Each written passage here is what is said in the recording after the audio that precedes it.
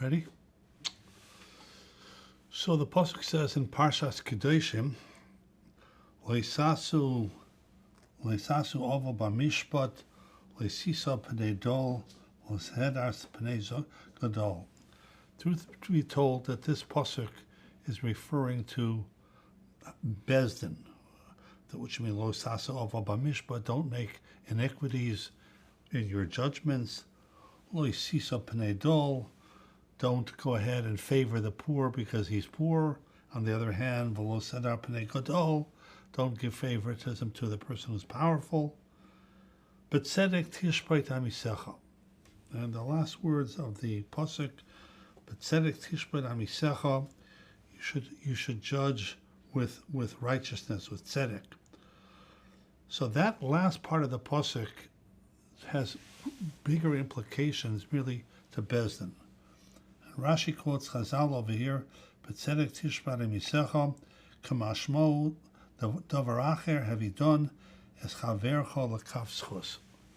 And from this pasuk of "B'tzedek tishbad emisecha," it's not only replying to Bezdin, it's referring to every person, which means sometimes we see people engage in some type of activity. It could be positive, it could be negative, it could be something that is understandable. It could be something that, what is this guy doing?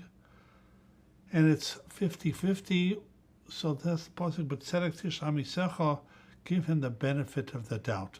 And as we all know, this is in fact a Mishnah Masechta Ovis, have he done as kol ha'odam l'kav schus. Nitai Yoshu ben Pracha, mitarbele kiblu mehem, have you done as kol ha'adam l'kav schus? Meaning to say, a typical case, you're driving down the street, commercial district, and you see an Orthodox Jew walking into a McDonald's. So you say, what's the guy going into McDonald's for? Yeah, there's nothing in there that's kosher. So on the other hand, you say to yourself, well, maybe he needs the bathroom. Or maybe he wants a Coke. So therefore the Torah says, but tzedek tishbad amisecha, give the person the benefit of the doubt, which is usually possible to do. Sometimes it's difficult to do. How could there be what is this person doing? How could you rationalize what this person is doing? In fact, there is a very famous Gemara Masechta Shabbos on Daf Kuf Chav Zayin Amud Beis, where we'll see a case of where it's very difficult to give the person the benefit of the doubt. And there the Gemara says a very elongated story. Taner Rabbanan Hadonas Chaver l'chav schus, Hadonas l'chav schus. That if a person gives the benefit of the doubt to people, then the Rebbeinu Shalom will act that person with the same way. Then the Gemara brings the following story. The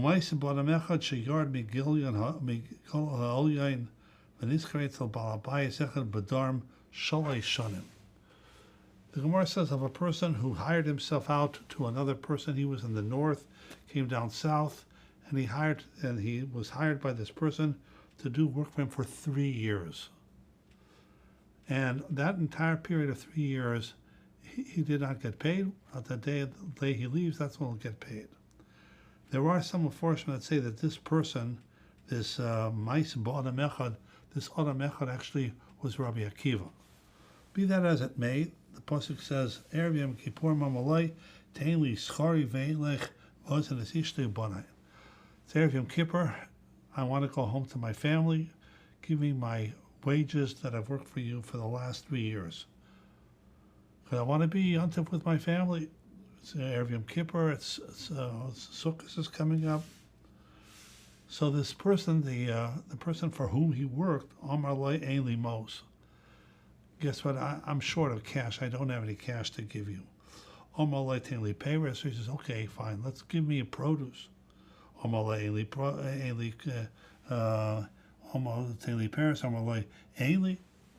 I don't have any produce. Taili Karka, okay, go ahead and give me a piece of land and I'll sell it. That's how I'll make my parnasa. Ainli, sorry. Taili Behema, so give me a cow or some other animal. Ainli, Tainli Karma Costas, so give me some bedding. Ainli, I have no money, I have no kalim, I have no property, I have no animals. Sorry, I have no money, I can't give you anything. Says the Gemara, Hifshil Caleb Lachayrav, he packed his bags, V'holach Lebeisai, B'pachei Nefesh. Imagine being away from your family for 3 years. In the meantime, they know, listen, he's making money, he's going to come back eventually, and we'll have what to eat, we'll have what to spend.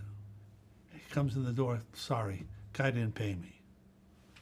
Says the Gemara Vayter, Lacha Haregel, after Yontif, that same man who said he has nothing came back to this person, and he said, so they went ahead and he brought with him Masri Shalosh Chamer.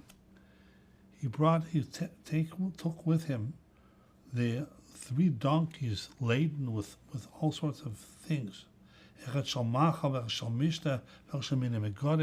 One donkey carried the food, one donkey carried the drink, the other one all sorts of desserts. And he went ahead back to this person and says, here, I have to pay you now. So he says to him, and then, besides the 3 donkeys laden with all sorts of stuff, he went ahead and he paid him cash. When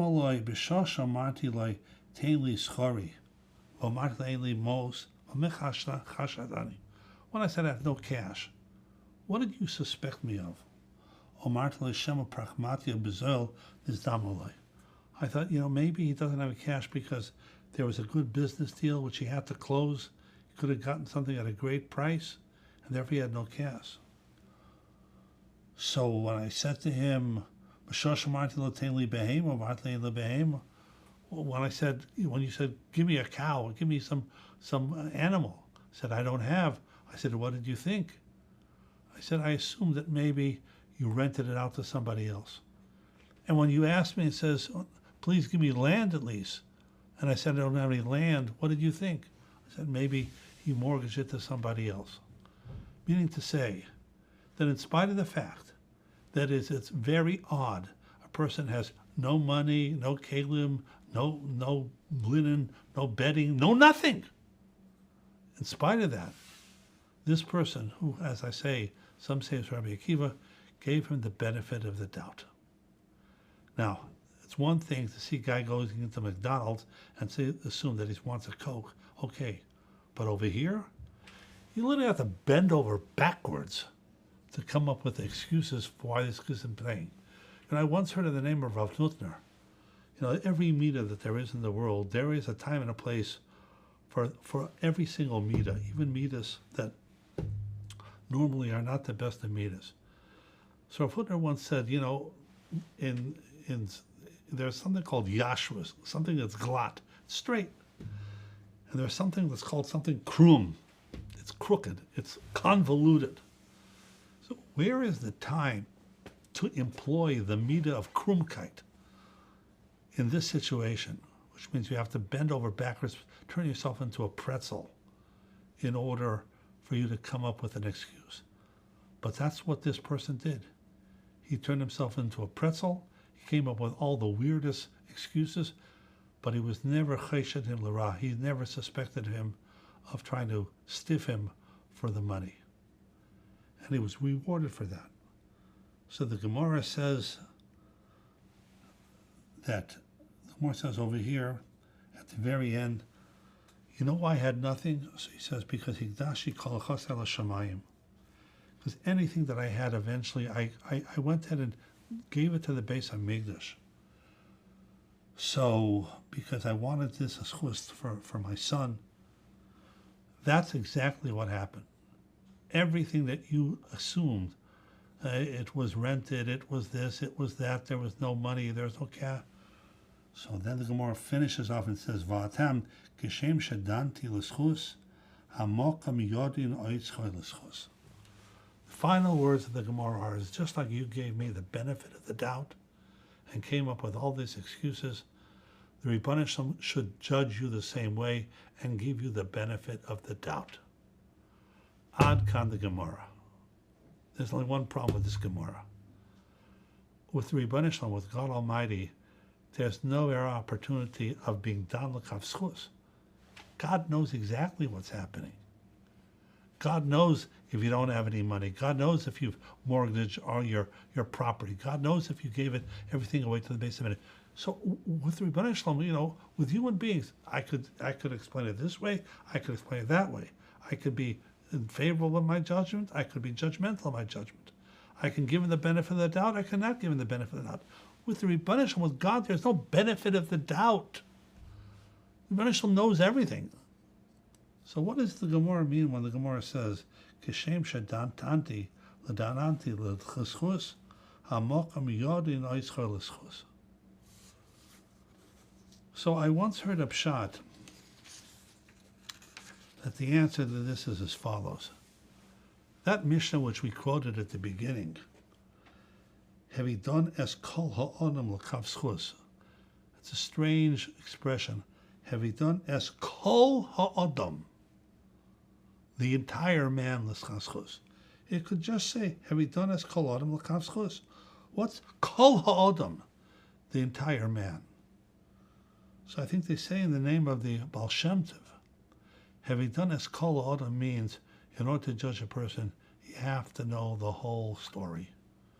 You have to know the whole history. You have to know where he was, what he went through, what he's going through, what he's going to go through. You have to know the whole picture. If he's done his kol ha'odam l'kav schus, you don't know what type of childhood this person had. You don't know what happened to him when he was growing up. You don't know his whole history. In order to judge a person, have he done his kol ha'odam, the entire person, his past, his present, and his future. That's the only way you can judge a person. So what we're saying to Rebbeinu Shalom is, Rebbeinu Shalom, please employ that as well. We know that you know everything. But take the whole person into account. Yes, what he's done over here is inexcusable. But Rebbeinu Shalom, kol ha'odam, the entire person, and look at the entire picture, and therefore include that in your judgment. Like a professor or a teacher, a person hands in a paper and it's terrible. So he's tempted to go ahead and give the person an F. This is a paper. But rather than doing that, he calls other persons, this work isn't up to your standards. So the person goes to a tale of woe, that his parents are in the middle of a divorce, and they were yelling at each other, and he couldn't sleep the whole night, and therefore he didn't do well on the paper, or whatever it may be. But you have to know the whole picture. So the Rebbeinu Shalom, who in fact does know the whole picture, Rebbeinu Shalom, please take everything into account, and as a result of that, judge him favorably. Have he done as kol ha'adam l'kav schus?